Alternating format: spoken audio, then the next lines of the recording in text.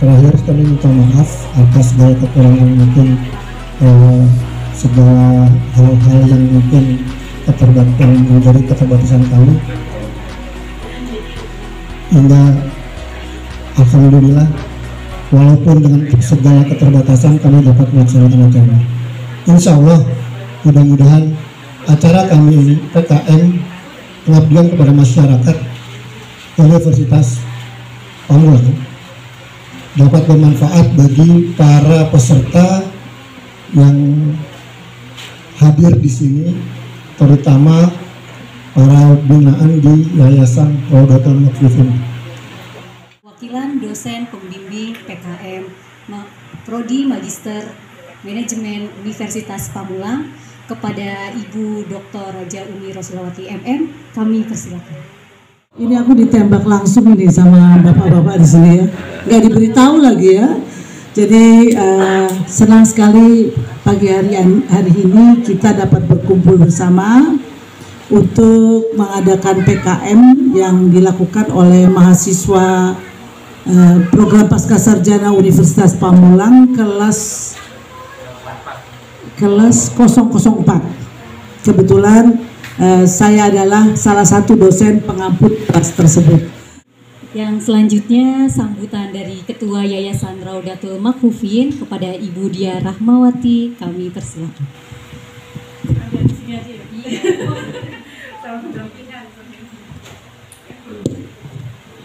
Bismillahirrahmanirrahim. Assalamualaikum warahmatullahi wabarakatuh. Alhamdulillahirrabbilalamin wa bihi nasta'in wa ala umuri dunya waddin wassalatu wassalamu ala ashrafil anbiya'i wal mursalin wa ala alihi wa sahbihi ajma'in, amma ba'du. Yang terhormat kepada para dosen Universitas Pamulang, ada Ibu Umi nih di samping, insyaallah kita bisa berkenalan.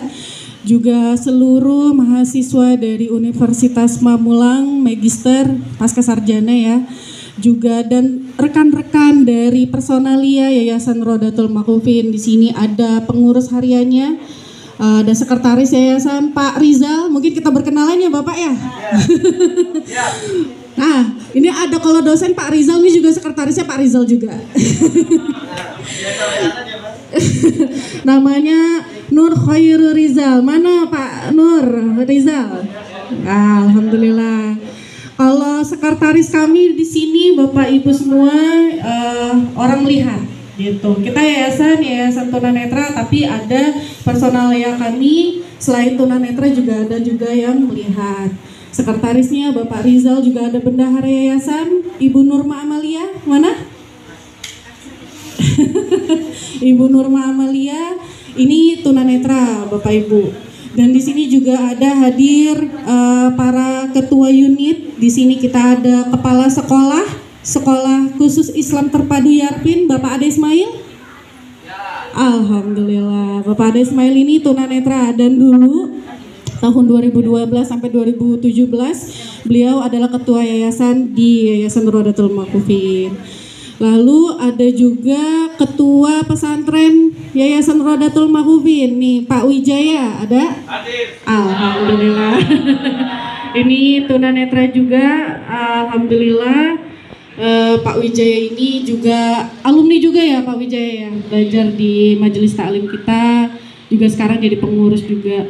Dan selanjutnya ada kepala percetakan Al-Quran dan buku-buku Islam Braille, ada Bapak Wahyudi. Alhamdulillah. Pak Wahyudi ini adalah orang yang melihat Bapak Ibu semua. Jadi beliau yang mengatur untuk pencetakan Al-Quran. Jadi di sini kita mencetak Al-Quran dengan tulisan Braille Bapak Ibu. Jadi kita kirimkan ke teman-teman tunanetra yang membutuhkan, begitu.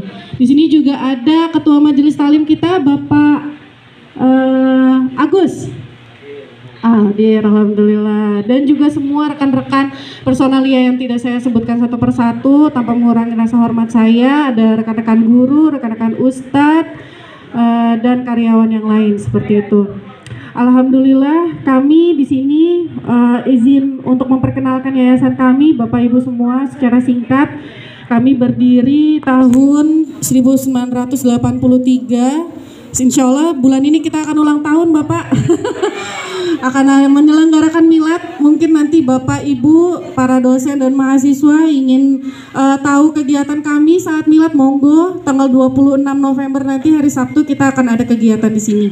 Kita menyelenggarakan lomba-lomba, MTQ, ceramah, juga storytelling untuk para tunanetra yang ada di daerah-daerah. Seperti itu. Tadi disampaikan juga oleh Ibu Umi, tadi udah ngobrol bahwa kami di sini anak-anak santri kami yang belajar di pesantren dan sekolah itu mereka berasrama, Bapak. Jadi sekarang ada 28 anak yang belajar di pesantren dan sekolah Yayasan Raudatul Makhufin. Mereka semua berasrama kecuali satu ya yang pulang pergi karena tinggal dekat di pesantren, seperti itu. Berikutnya kita juga ada binaan juga tunanetra yang belajar di majelis taklim. Tadi saya sampaikan ke Umi kalau total mungkin bisa 80-an orang, seperti itu. Kami memberikan pembelajaran Al-Quran Braille dan juga kegiatan keterampilan juga, pelajaran akidah, fikih dan lain-lain di sini. Seperti itu. Tadi saya juga sempat ngobrol dengan Bumi, kita ada program orang tua asuh. Jadi di yayasan kami Bapak kita ada program wakaf untuk Al-Quran Braille dan buku-buku Islam Braille. Kita juga punya program orang tua asuh untuk membantu para teman-teman tunanetra, anak-anak santri kami yang memang ekonominya menengah ke bawah, seperti itu. Jadi kita carikan orang tua asuh. Juga kita ada kegiatan setiap hari Minggu ya majelis taklim. Jadi teman-teman tunanetra yang tinggalnya di Jabodetabek itu belajar di sini, Bapak. Jadi kalau Minggu mau ketemu sama teman-teman tunanetra gitu kan ya, atau mungkin anak-anak santri kami di setiap harinya, silakan. Pesantren kami berlokasi di daerah Kademangan, seperti itu. Mungkin itu saja yang bisa saya sampaikan. Saya sekali lagi mengucapkan selamat datang kepada semua rekan-rekan dari dosen juga mahasiswa Universitas Pamulang. Semoga kegiatan pada hari ini berjalan dengan lancar. Terima kasih juga dengan Pak Rizal nih yang sebagai menjembatani. Sudah berapa kali Pak Rizal soalnya kesini. Alhamdulillah. Mungkin itu saja dari saya. Terima kasih banyak. Mohon maaf apabila dalam penyambutan kami ada kekurangan. Mohon dimaafkan. Terima kasih. Wabillahi taufiq wal hidayah. Wassalamualaikum warahmatullahi wabarakatuh. PPM Universitas Pamulang kepada Bapak Dr. Sugianto, kami persilakan. Asyhadu an la ilaha illallah wa asyhadu anna Muhammadar Rasulullah. Allahumma shalli ala sayyidina Muhammad wa ala alihi wa sahbihi. Kasmat dan Pak Dr. Ruknan ya, dan Bapak Dr. ya Haji Pak Ustadz Mukrodi ya. Perkenalkan saya Sugianto ya, tadi dibilang mewakili LPPM. Jadi puji syukur kami panjatkan kepada Allah SWT yang mana memberkatin bapak-bapak dan ibu-ibu semuanya sekalian peserta semua. Alhamdulillah sudah sampai di sini. Bahwa lembaga penelitian atau pengabdian kepada masyarakat di mana ini adalah bagian daripada Tridharma perguruan tinggi. Di antaranya adalah pengajaran, penelitian dan pengabdian masyarakat yang sekarang dilakukan di Yayasan Raudatul Makhufin. Alhamdulillah. Selain itu juga bahwa program di LPPM itu banyak untuk ibu-ibu atau bapak semuanya ya. Selain di penelitian, yaitu ada namanya untuk pengembangan usaha.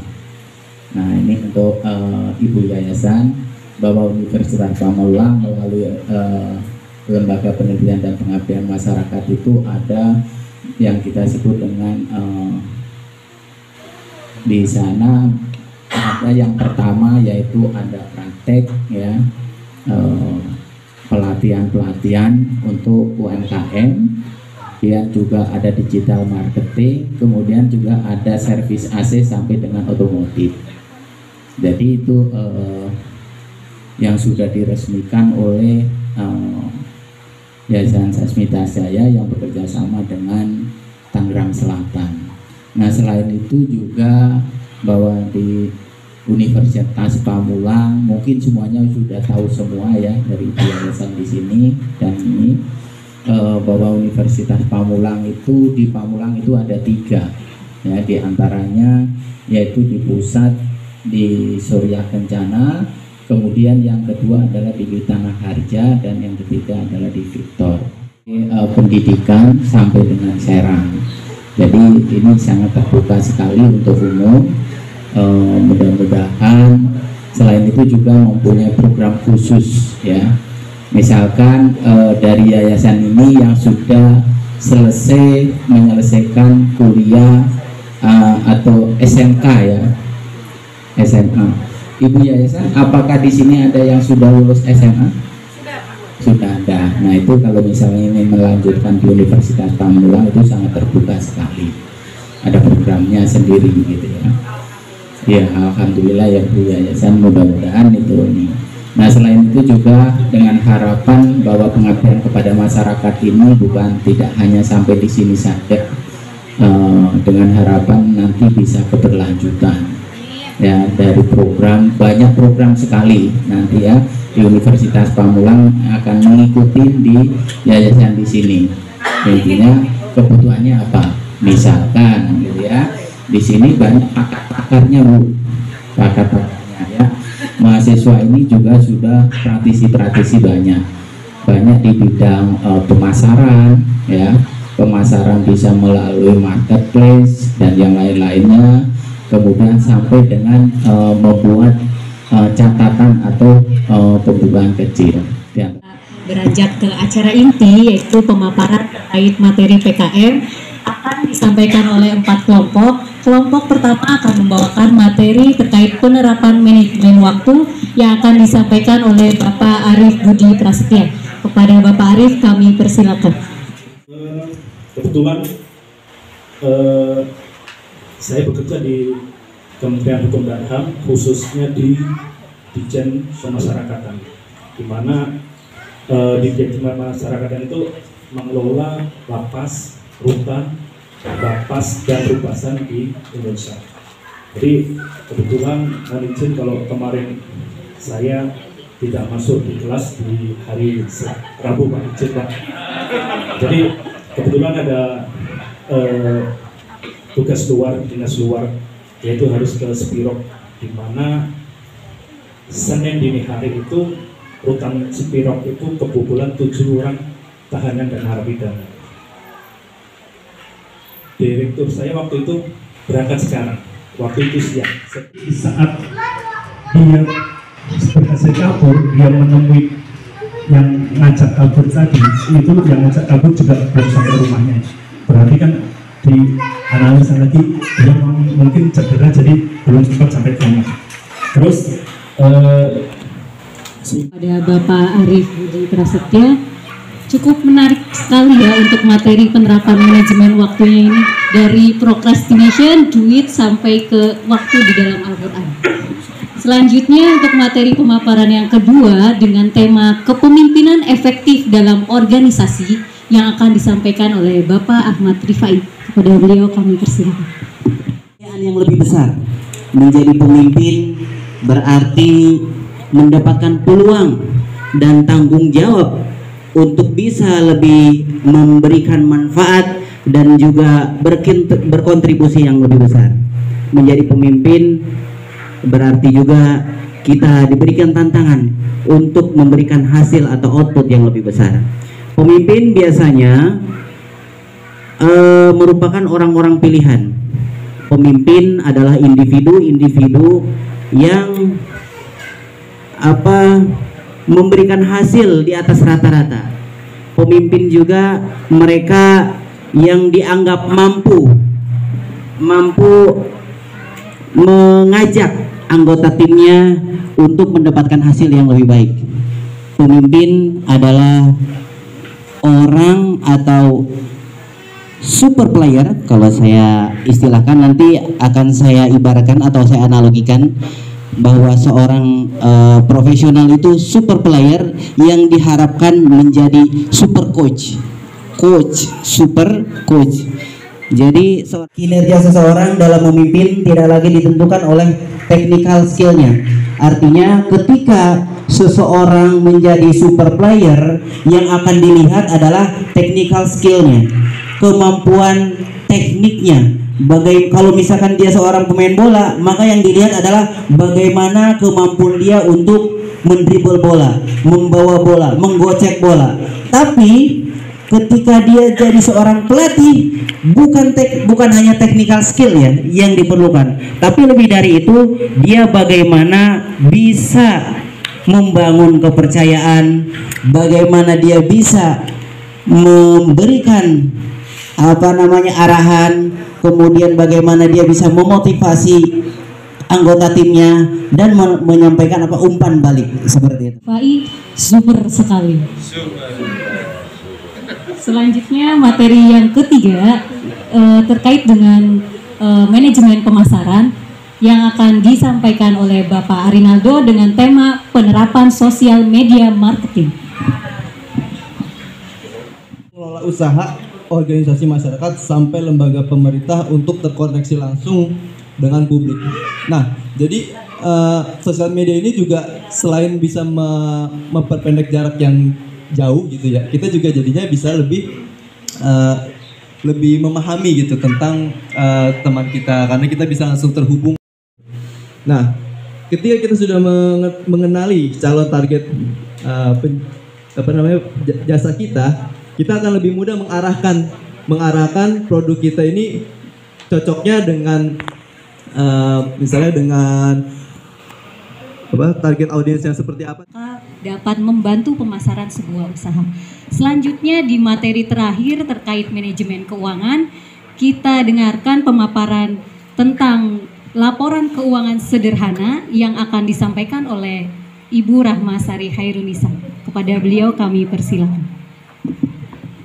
Bismillahirrahmanirrahim. Assalamualaikum warahmatullahi wabarakatuh. Itu juga kan ada kegiatan transaksi ekonomi di situ. Bagaimana kita mengelola keuangan kita, yaitu bagaimana kita mengatur pendapatan yang kita terima dan keluaran yang kita keluarkan. Apakah ada catatan atau tidak? Seperti yang kita lihat di Yayasan Ratul Mufidin ini ada pencetakan buku dan Quran Braille ya, Bu dia.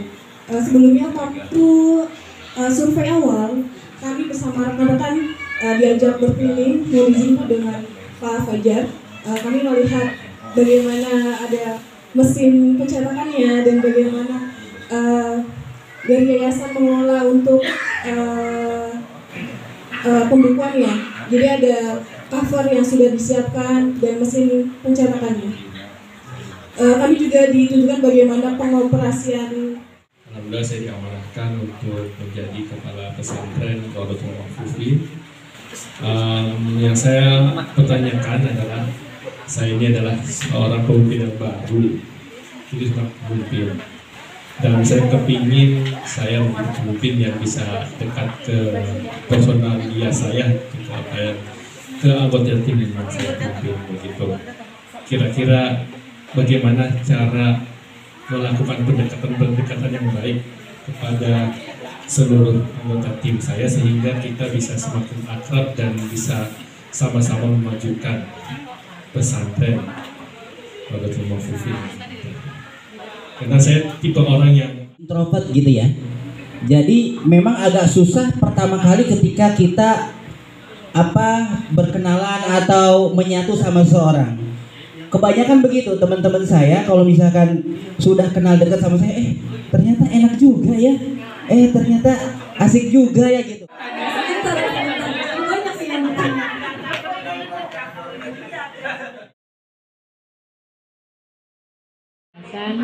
Cerita sedikit, awalnya saya itu punya sedikit pengalaman menjadi bendahara di Majelis Taklim, unit Majelis Taklim. Kemudian dipercaya menjadi bendahara umum. Nah, di sini saya itu kan lagi proses belajar untuk memahami teman-teman unit gitu untuk bagian keuangan.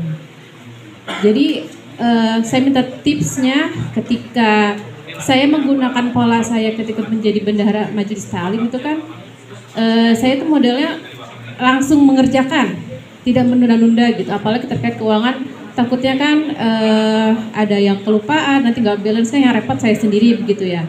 Nah, ketika saya menjadi bendahara umum itu, saya tuh mendapatkan kendalanya itu di unit ini tidak seperti saya begitu.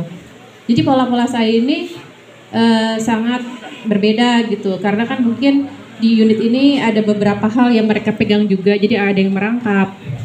Jadi akhirnya laporan molor dari deadline. Ketika saya minta begini.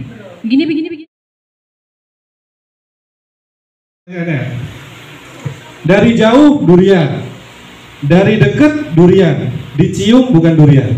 Saya mau jawab, silakan berdiri. Durian saya mau form ya Pak, saya lagi Pak.